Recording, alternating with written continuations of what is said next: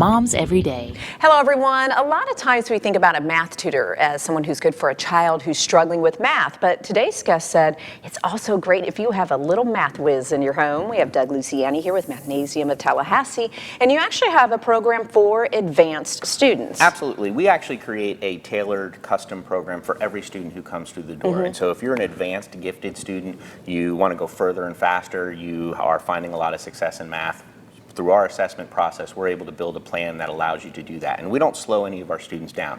If they're showing mastery in those concepts, those advanced concepts, we're going to allow them to go further, deeper, and explore those different types of opportunities. And why is this something that parents really should look at if they see that their child is excelling? You know, you have students who really love math, and sometimes there's not a lot of opportunities for them to explore that and to go further and faster. And so there are certain things. There's the Mini-Mu math competitions, and we sponsor several of those in the area, and we host the Math Kangaroo competition each year.